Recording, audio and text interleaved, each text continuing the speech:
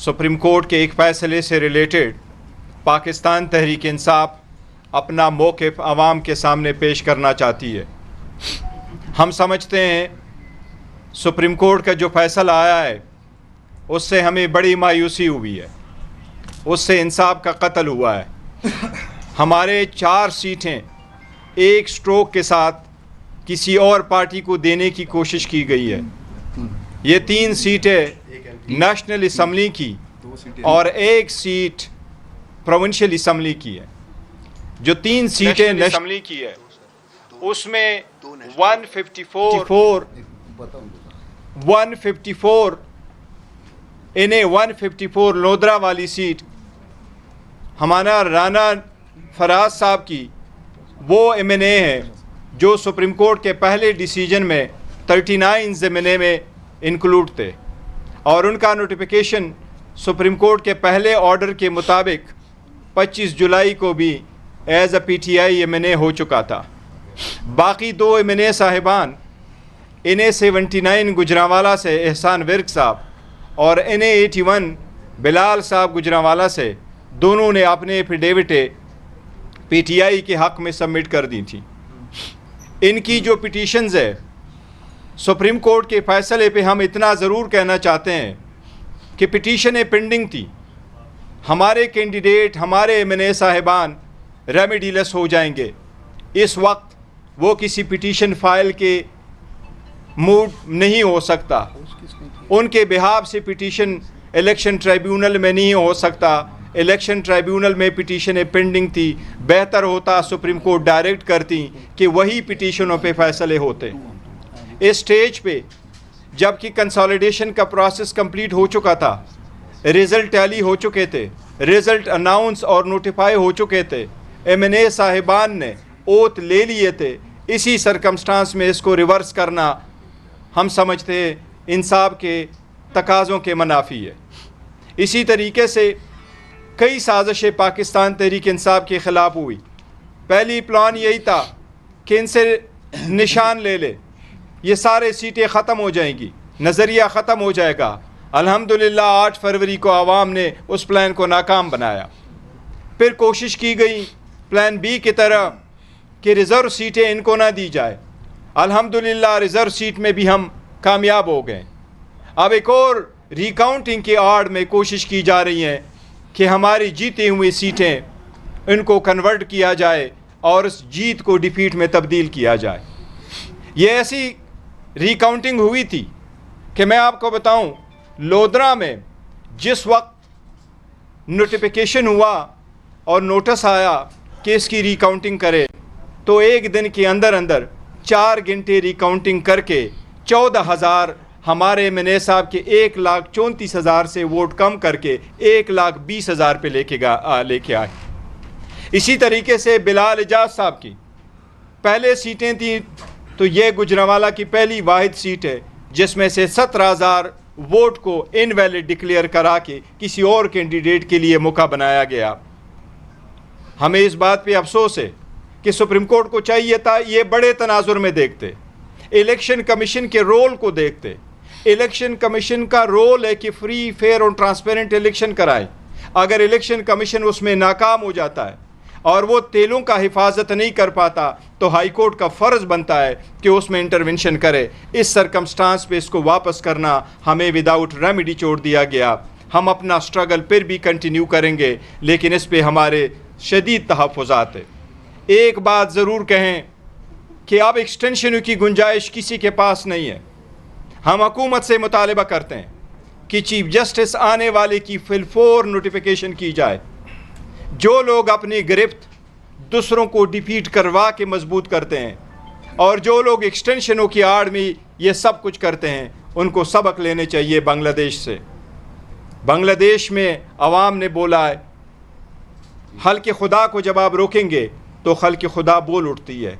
इंशाअल्लाह ताला ये मौका है, खल्क़ खुदा बोलेगी इंशाअल्लाह ताला। और जो लोग पीटीआई के ख़िलाफ़ कंप्लेन कंस्पेरेसी कर रहे हैं इंशाअल्लाह वो सारे नाकाम होंगे। शिबली साहब। शुक्रिया जी। बिस्मिल्लाहिर्रहमानिर्रहीम। अक्सर जो कानूनी पहलू था वो बैरिस्टर साहब हमारे चेयरमैन उन्होंने बता दिए आपको। دیکھیں اگر آپ ایک چیز کا صرف ذکر کروں کہ ہم اس کے خلاف ریویو فائل کریں گے سپریم کورٹ میں. جی ہم نے یہ دیکھا ہے کہ جو 8 فروری کا الیکشن تھا اس میں جو ہوا وہ پوری قوم کو پتہ ہے. جس طرح سے ہمارے امیدواروں پہ ہماری پارٹی کا نشان لے لیں، ہر بحث باہر طور پہ ہر چیز میں ہمارے آگے روڑے اٹکائے گئے. ہم یہ سمجھتے ہیں کہ آج کے فیصلے کے تناظر میں کہ جو 8 فروری کو جو پروسیس شروع ہوا تھا اس کا یہ تسلسل ہے. یہ اگر آپ اس کو ہر ڈیولپمنٹ کو دیکھیں تو اس کا مقصد یہی ہے کہ کسی طریقے سے بھی پاکستان تحریک انصاف کے کینڈیڈیٹس جو فارم 45 فارم 47 کے جال سے بچ کے نکل گئے ہیں ان کو کس طرح سے گھیرا جائے اور ان کے گرد کون سا جال بچھایا جائے کہ ان کو وہاں سے جو اندر ہیں ان کو وہاں سے باہر نکالا جائے، اور وہ لوگ جو کہ عوام جن کو ریجیکٹ کر چکی ہے، جس کو کہ ہم فارم 47 والا، اور اس میں سے اکثریت ان کی بیٹھی ہوئی ہے، یہ 17 سیٹوں والے لوگ ہیں، اور ان کی جو ایک آرٹیفیشل مینوفیکچرڈ میجورٹی بنائی گئی ہے وہ بنیادی طور پہ ہر قانون، ہر اخلاقی، ہر طرح سے وہ جائز نہیں ہے، اور اس کو ایک مینوفیکچر کیا جا رہا ہے. یعنی کہ پاکستان کے جو عوام ہیں ان کی کوئی حیثیت نہیں ہے، ان کی دیا ہوا مینڈیٹ وہ اپنی طاقت کے ذریعے ڈسٹریبیوٹ کر رہے ہیں ایسی پارٹیز کو جنہوں نے کہ پاکستان کا بیڑا غرق کر دیا ہے. آپ دیکھیں کہ جب یہ الیکشن ہو گیا، الیکشن کے ریزلٹس میں تاخیر ہوئی، اس کے بعد جو نوٹیفیکیشنز ہوئے اس میں بھی بڑی لیت و لال سے اور بڑی اس سے عیاری کا مظاہرہ کیا گیا. اس کے بعد جب یہ اناؤنس بھی ہو گیا تو تب بھی چین نہیں آیا، کیونکہ وہ والا ہدف حاصل نہیں کر سکے جو کہ حاصل کرنا چاہتے تھے. اس کے بعد ایک تو ٹریبیونلز بننے کی بات ہوئی. جب الیکشن میں جب ڈسپیوٹ ہوتا ہے تو ظاہر ٹریبیونلز میں آپ جاتے ہیں. ٹریبیونلز ایک قانونی ان کی آئینی حیثیت ہے کہ جو بھی تنازع ہو وہاں پہ وہ حل ہوتا ہے. آپ نے دیکھ لیا کہ جو لاہور ہائی کورٹ میں جو ججز، چونکہ وہاں پہ ٹریبیونل زیادہ تھے، بڑا صوبہ ہے، اس کے ٹریبیونلز میں ججز کی اپوائنٹمنٹ پہ اعتراضات شروع ہو گئے کیونکہ ان کو اپنے مرضی کے ججز چاہیے تھے. وہ بھی ابھی تک چل رہا ہے اور ٹریبیونلز اپنے وہ کام نہیں کر سکے جو ان کے مقصد کے لیے وہ بنے تھے، کیونکہ یہ کسی صورت میں نہیں چاہتے کہ پاکستان تحریک انصاف کو جو مینڈیٹ عوام نے دیا ہے وہ پاکستان تحریک انصاف کو مل سکے، اور اس کے لیے ہر حربہ استعمال کیا جا رہا ہے. آپ نے دیکھا ہوگا پارلیمنٹ میں پچھلے دنوں میں جو قوانین پاس ہوئے ان کا کیا مقصد تھا. سپریم کورٹ میں جو ریزرو سیٹس ہمارے لیے جو فیصلہ آ گیا تھا اس کو نیوٹرلائز کرنے کے لیے پارلیمنٹ کو استعمال کیا گیا. اور پارلیمنٹ کب استعمال ہوتی ہے؟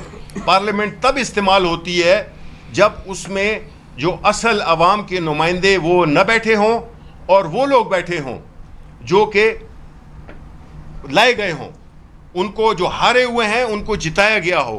تو اس لیے وہ ایسے فیصلے کرتے ہیں جس سے کہ اس پارلیمان کا جو عزت توقیر اور جو اس کا مقصد ہے وہ بھی ختم ہو جاتا ہے، اور پارلیمنٹ محض ایک ربر سٹیمپ بن جاتی ہے. چونکہ ان کو پتہ ہے کہ انہوں نے مصنوعی طور پہ اپنی میجورٹی کی ہوئی ہے تو نیشنل اسمبلی سے بھی وہ نکال لیتے ہیں اور یہ اپنے سینٹ سے بھی پاس کرا لیتے ہیں. یہ جو خاص طور پہ جو بل ابھی قانون میں جو ترامیم کی گئی، یہ تو ایک اندھے کو بھی پتہ چلتا ہے کہ یہ کس مقصد کے لیے کی گئی ہیں.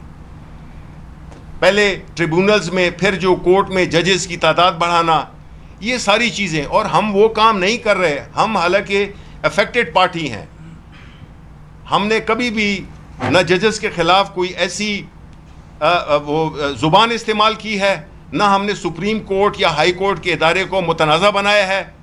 لیکن یہاں پہ تو سینٹ کے فلور کو بھی استعمال کیا گیا ججز کی توقیر کو بے توقیر کرنے کی.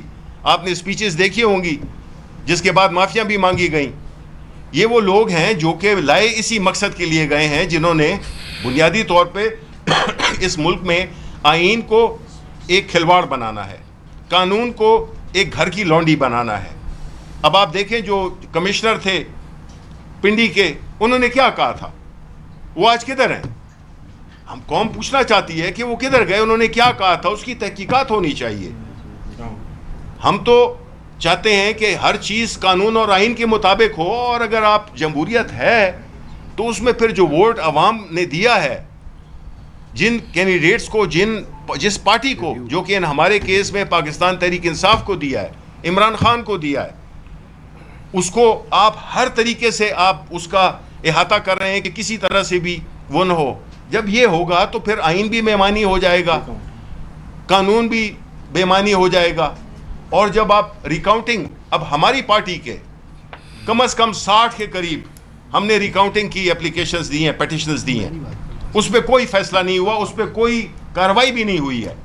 لیکن یہاں پہ یہ آئے ہیں کیونکہ مقصد تھا سیٹیں کھینچنا, تاکہ یہ کسی نہ کسی طریقے سے, چاہے اس میں قانون ٹوٹتا ہے, آئین ٹوٹتا ہے, کچھ بھی ہوتا ہے, اس پہ ان کی میجورٹی 2/3 بنا دی جائے, کہ اس کے بعد جو بھی یہ چاہیں, یہ نااہل ٹولہ, یہ کرپٹ ٹولہ جس نے اس ملک کو تباہی کے دہانے پہ لا کھڑا کیا ہے, پچھلے 40 سال سے یہ لوگ لگے ہوئے ہیں. ملک کس حالت میں ہے آپ کو پتہ ہے. ان کو لوگوں کی نہ مہنگائی کی پرواہ ہے, نہ ان کو عوام کی سیکیورٹی کی پرواہ ہے. یہ جو ہے تو صرف لگے ہوئے ہیں کہ کس طرح سے ہم نے اپنی جو سیاسی ہدف ہے, وہ سیاسی ہدف اچیو کرنے کا میں کوئی مذائقہ نہیں ہے, لیکن قانون اور آئین کے اندر رہتے ہوئے.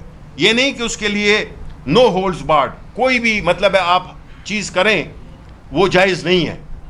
اور جو خطرناک بات ہے وہ یہ ہے کہ اس طرح کے اقدامات سے آئین ہمارا کمزور سے کمزور تر ہوتا جا رہا ہے. پارلیمنٹ تو اب برائے نام رہ گئی ہے.